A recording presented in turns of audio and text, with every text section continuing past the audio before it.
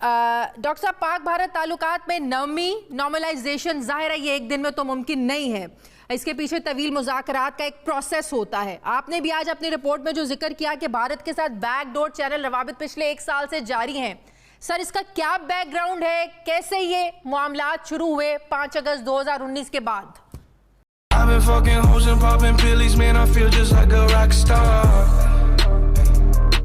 Welcome to all India Times. दोस्तों आज फिर हम एक नई वीडियो के साथ आए हैं आपके सामने, जिसमें पाकिस्तानी मीडिया और पाकिस्तान के एक बहुत बड़े न्यूज़ एडिटर ये डिस्कस कर रहे हैं कि हिंदुस्तान के साथ पाकिस्तान के जो रिश्ते हैं उनको बहाल ठीक कैसे किया जाए। हालांकि उनकी ये सोच में थोड़ी सी नामाकूल चीज़ें भी हो रही हैं, जिसमें वो लोग बहुत ये सोच रहे हैं कि बाइडेन जब से आ गए हैं अमेरिका में तब से मोदी पर क्या कहते हैं प्रेशर है, या फिर सीए जो हमारे यहाँ पर अभी सीए लागू हुआ था, या फिर ये जो फार्मर प्रोटेस्ट हो रहा था ये हो रहा है, इनके पीछे मोदी जी की क्या है, मतलब मोदी जी घबरा गए हैं, प्रेशराइज्ड हैं, इसकी वजह से वो पाकिस्तान के साथ ट्रेड स्टार्ट करना चाहते हैं और पूरे यूरोप को ये मैसेज देना चाहते हैं कि देखिए हमने एशिया में तो हमने अपना अमन बहाल कर लिया, यानी कि शांति वांति मना लिए।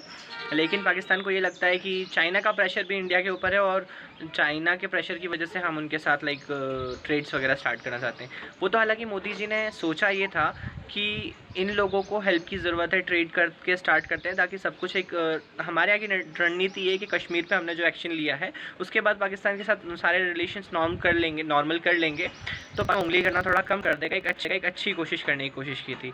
लेकिन क्या होता है, पाकिस्तान उसको हर एक तरीके से सिर्फ वो अगस्त 2019 से अटका हुआ है कि पाकिस्तान में कश्मीर में 370 ए हटा दिया। ऐसा लग रहा है जैसे पाकिस्तान पर कब्जा कर लिया। और पाकिस्तानी मीडिया बहुत खतरनाक हो रही है। तो चलिए हम ये वीडियो देखते हैं और आप लोग इस वीडियो के बारे में क्या सोच रहे हैं, क्या समझ रहे हैं, हमें प्लीज़ कमेंट बॉक्स में बताइए। चैनल को सब्सक्राइब करना ना भूलिए। जय हिंद, जय Bharat. Shazia, thank you so much for inviting me in your programme. देखिए, इसके 2 फेज़ हैं जो हमें पता चला है। जो पाकिस्तानी सोर्सेज ने, बहुत ही हाईली प्लेस्ड सोर्सेज ने जो हमें कंफर्म किया है, जो जिन सोर्सेज को मैंने साइट किया है बलूचिस्तान टाइम्स की न्यूज़ रिपोर्ट में, जिसका आप इशारा दे रही हैं। पहला प्रोसेस शुरू हुआ अगस्त 2018 में हिंदुस्तान की national security adviser Ajit Doval और पाकिस्तान की इंपॉर्टेंट पर्सनैलिटीज़ के दरमियान। और ये प्रोसेस उस वक्त डिसरप्ट हो गया जब खिलाफ तवक्को हिंदुस्तान की हुकूमत ने अगस्त 2019 का जो है उन्होंने इक़दाम किए कश्मीर में। उसके बाद ये कई महीने तक ये प्रोसेस डिसरप्टेड रहा और फिर गुज़िश्ता बरस कहीं मार्च अप्रैल में इस प्रोसेस का दोबारा से आगाज़ हुआ और अब जिस चीज़ को हम देख रहे हैं उसे कम से कम 1 साल हो चुका है। ताहम जब हम ये सुनते हैं कि प्रोसेस था चल रहा, एक एंगेजमेंट थी, और उसके बावजूद हिंदुस्तान की हुकूमत ने, नरेंद्र मोदी की सरकार ने मकबूजा जम्मू और कश्मीर में, इंडियन ऑक्यूपाइड जम्मू और कश्मीर में उन्होंने 5 अगस्त 2019 के इक़दाम किए, तो ज़ाहिर है हमारे एहतमाद को बहुत ठेस लगती है और एक ट्रस्ट जो है यहाँ बड़ा डैमेज होता है कि अगर एक प्रोसेस की मौजूदगी में नरेंद्र मोदी की हुकूमत ये इक़दाम उठा सकती है तो फिर क्या आगे चलने वाले किसी प्रोसेस पे आप जो है यकीन कर सकते हैं। बहरहाल हमारे सोर्सेज यही कहते हैं इस्लामाबाद में, जी इस्लामाबाद में सोर्सेज यही कहते हैं कि एंगेजमेंट का प्रोसेस चल रहा है, ये डेड नहीं हुआ। और हमाद अजहर साहब ने जो उस वक्त एक डिक्लेरेशन कर दिया कॉटन और शुगर इंपोर्ट का, ये एक प्री मेच्योर डिसीजन था, प्रीपोस्टरस था। ये गालिबन ये भी हम समझ सकते हैं कि शायद ये एक टेस्ट बैलून था, इसीलिए हमाद अजहर साहब से करवाया गया और ख़ुद प्राइम मिनिस्टर ने, ये कैबिनेट ने नहीं किया। और जब देखा कि उसके खिलाफ एक ऑपोजिशन की तरफ से, मीडिया की तरफ से तो इसको भी हम उस बैकग्राउंड से जोड़ सकते हैं कि सोच समझ कर ये सब कुछ किया गया। पाक भारत की बहाली का जो एक कहना जाए जो खबर लोगों के सामने लाई गई, बिल्कुल आपने ये सही कहा, लोगों को जज्बात को टेस्ट करने की कोशिश की, रिएक्शन जानने की कोशिश की गई, फिर कैबिनेट के दबाव पर इस चीज को वापस ले लिया गया। क्या हम ये कह सकते हैं ये जो बैकग्राउंड राब्ते हो रहे हैं, कोशिशें हो रही हैं, कि उन्हीं कोशिशों के नतीजे में कोशिश करके देखी गई? जी बिल्कुल शाजिया, मैं आपसे इत्तफाक करता हूँ। मैं भी इसी नतीजे पे पहुँचा हूँ कि ज़ाहिर है हमाद अजहर कोई बच्चे नहीं हैं और अकेले वो एक्शन कर भी नहीं सकते थे। उनसे कहलवाया गया, रद्द अमल देखा गया। ख्याल यही था कि आप अगर ये ट्रेड रिजम्पशन कर देंगे एक अनडिक्लेयर्ड तरीके से तो शायद बात आगे चल जाएगी। लेकिन उसके ख़िलाफ़ अपोजिशन बशमूल ख़ास करके PMLN की तरफ से और मीडिया की तरफ से जो रिएक्शन और रद्द-ए-अमल हुआ, लोग सटपटा गए, हैरान रह गए कि अचानक ही कैसे चीज़ हो गई है। फिर एहसास हुआ कि ज़ाहिर है इसके लिए कोई पॉलिटिकल होमवर्क और बैकग्राउंड नहीं हुआ था। तो जहाँ एक एंगेजमेंट बहुत मुस्बत और पॉजिटिव स्टेप है, वहाँ ये सवालात उठ रहे हैं कि इस एंगेजमेंट के नतीजे में भारत पाकिस्तान को क्या देगा और पाकिस्तान भारत को क्या देगा। और भारत के जो मोदी हुकूमत के जो यहाँ पे गोल्स हैं, उनके जो इंटरेस्ट हैं, वो तो बड़े वाजे और क्लियर हैं कि वो चाहते हैं कि वो दुनिया को बता सकें कि पाकिस्तान के साथ उनका एक नॉर्मलाइजेशन का प्रोसेस चल रहा है, बातचीत हो रही है। अगर ट्रेड रिज्यूम हो जाता है तो वही कह सकते हैं कि देखिए हमने साउथ एशिया में अमन हासिल कर लिया है। लेकिन पाकिस्तान को इसके जवाब में क्या मिलेगा, ये एक बहुत बड़ा सवाल है जिसका कोई खातिर तसल्ली का जवाब हमें नहीं मिल रहा कि अगर हम ट्रेड रिज्यूम कर लेते हैं। सारी हमारे सामने एक नतीजे आ रहे हैं या इसको एक पॉजिटिव जो हम मूव कह रहे हैं, ये जो अमेरिका में नई इंतजामिया आई है, बाइडेन की इंतजामिया आई है, फिर यकीनन भारत को एक चाइना का भी प्रेशर रहा है, तो हम कह सकते हैं कि अगर भारत कुछ बैक फुट पर गया है, ये एक कदम पीछे हटा है, उसकी वजह यह है कि नई अमेरिकी इंतजामिया का दबाव और दूसरी तरफ चाइना का जो उन पर दबाव है, ये उसका भी नतीजा हो सकता है। देखिए हमारे जो सोर्सेज हैं इस्लामाबाद में, वो तो ये कहते हैं कि अमेरिका का इन बैक चैनल जो एंगेजमेंट है बैक चैनल की, इसके साथ अमेरिका का कोई ताल्लुक नहीं है। अमेरिका महज एक ऑब्जर्वर है, एक स्पेक्टेटर है, वो इसे देख रहा है।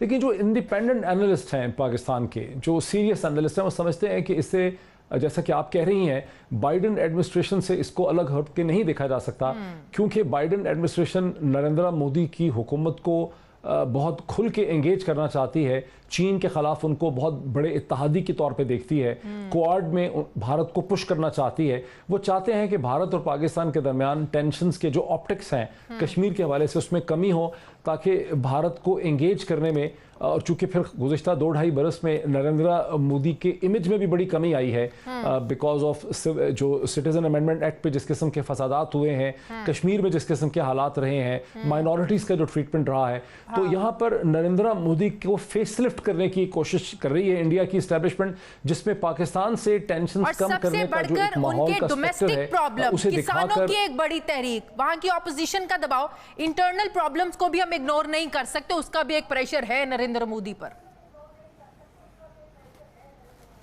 बिल्कुल सही कह रही है आपके, वो तमाम चीज़ों की मौजूदगी में कोशिश ये की जा रही है कि नरेंद्र मोदी के इमेज को ज़रा साफ करके अमेरिका और दुनिया को दिखाया जाए। लेकिन पाकिस्तान को क्या मिलेगा, ये वो सवाल है जो सब जहनों में है कि अगर हम ये इस ऑप्टिक्स का हिस्सा बन जाते हैं, भारत के साथ आगे बढ़ते हैं। एक पॉजिटिव चीज़ हमारे सामने आई है कि लाइन ऑफ कंट्रोल के ऊपर 2003 के सीज़ फायर का अहिया हो गया है, उसकी तजदीद हुई है, और वो एक हमें रिलीफ ज़रूर नज़र आती है कि हम पे वो प्रेशर था। लेकिन इसके अलावा अब तक अगर ट्वीट कर दिया नरेंद्र मोदी ने, ख़त लिख दिया, तो ये तो कोई सब्सटेंटिव चीज़ें नहीं है। हमारे भारत के साथ बहुत से इशूज़ हैं, उसमें इंडस वाटर ट्रीटी है, उसके पानी के इशूज़ हैं, सर क्रीक का इशू है, सियाचिन का इशू है, और बहुत से इश्यूज़ हैं। फिर सबसे बढ़ के ये कि कश्मीर के जो लोग पाकिस्तान के साथ खड़े रहे हैं, जहां 1 लाख के करीब इंसानी जानों की कुर्बानी दी जा चुकी है, हम उनको क्या मैसेज यहाँ पे देना चाहते हैं? क्या हम कोई ऐसी डिप्लोमेसी कर सकेंगे जिसके नतीजे में कश्मीरियों के हालात बेहतर हो सकेंगे? क्या उनको भारत के जबर से कोई रिलीफ मिल सकेगी? ये वो सवालात हैं जो पाकिस्तानी नेगोशिएटर्स के जहनों में होने भी चाहिए, और हमें बताया गया कि उनके जहनों में हैं, लेकिन कोई तसल्ली बख्शा में जवाब नहीं मिल सका कि पाकिस्तान अपनी डिप्लोमेसी के जरिए क्या हासिल कर सकेगा अपने लिए और कश्मीरियों के लिए। तो मोदी के दौरे पाकिस्तान को सार्क कॉन्फ्रेंस में शिरकत के तनाजुर में देखा जा रहा है?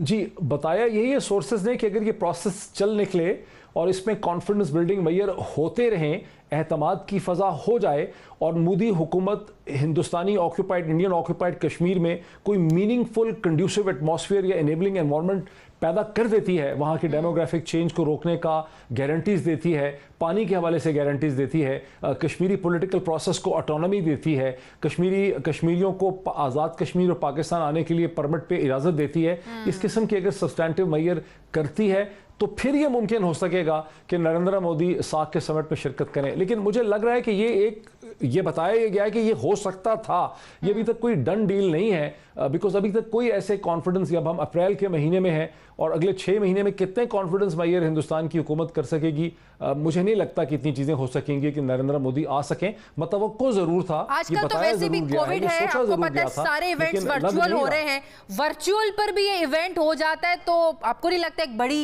ये पॉजिटिव पेशरफ्त होगी इस्लामाबाद में अगर हो जाता है ये? देखिए, अगर नरेंद्र मोदी अगर शाजिया, अगर सार्क का कोई ऐसा समिट होता है जो सार्क का प्रोसेस रुका हुआ है, वो तो रीजनल ट्रैवल, ट्रेड और कनेक्टिविटी के इशू पे रुका हुआ है। वहाँ पर बहुत सी पेचीदगियाँ हैं उस प्रोसेस को लेकर आगे चलने में। जब तक उसके हवाले से बहुत सा बैकग्राउंड वर्क नहीं होगा, बहुत सी नेगोशिएशंस नहीं होगी, बहुत बातचीत नहीं होगी, वो चीज़ मुझे नहीं लगता कि हो सकेगी। सोचा ज़रूर गया होगा, लेकिन ग्राउंड रियलिटी को देखते हुए ऐसा नहीं लगता कि ऐसा हो सकेगा। I've been fucking hoes and popping pillies, man, I feel just like a rock star.